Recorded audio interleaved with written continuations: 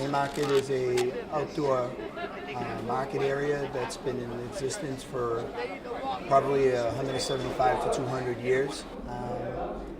We wholesale, retail fruits, vegetables, flowers, fish, dates, nuts, all kinds of other stuff. I'm impressed at the amount of quality fruits and veggies you can get at, at the prices that I'm seeing out here. Also, just the variety of things that they have, you know, from mangoes to peppers. Right now, you're getting 10 limes for $1, all kinds of 2 pounds $1 in string beans. You know, those are the prices you're not going to get at a chain store.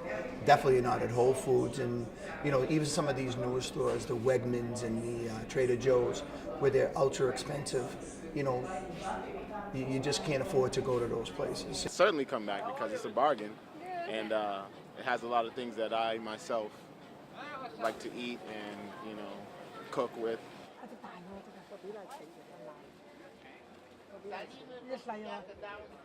Throw 10 oranges in a box.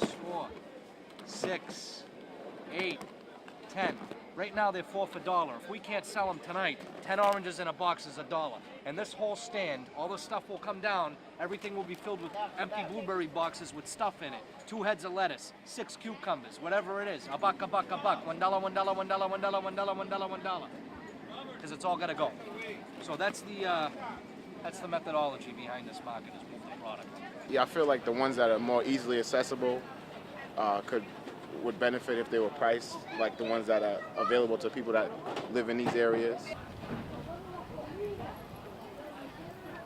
We converted 2 school buses into 300 square foot both food markets and interactive food education and learning spaces.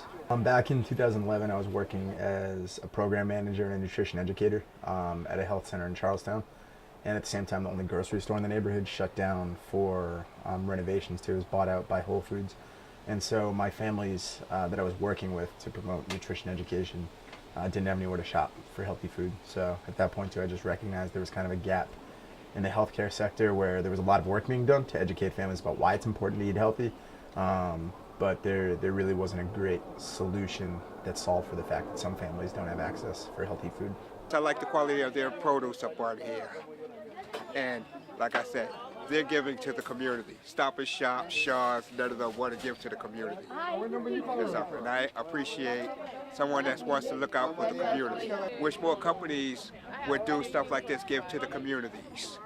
And so we the community give to some of these companies, so these companies should come back and give to us. One hand washes another.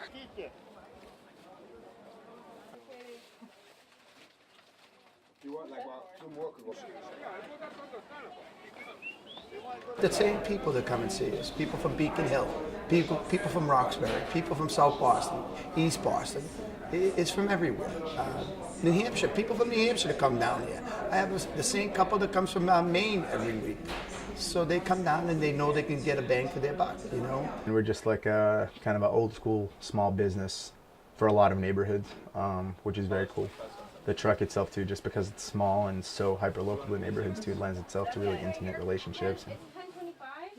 The thing about the market is that you see the same people week after week, and you also get to know them. So they'll come by and say, "Hey Otto, how's your mother doing?" You know, they know that my mother's not feeling well, so she's in a rehab, and they check up on her. And that's the great thing about the market. You build friendships, relationships.